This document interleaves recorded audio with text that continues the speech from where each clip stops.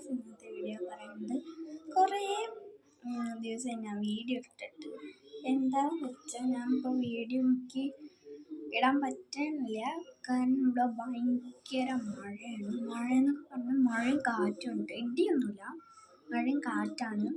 അതുകൊണ്ട് എനിക്കിപ്പോൾ വീഡിയോ എടുക്കാനൊന്നും പറ്റില്ല.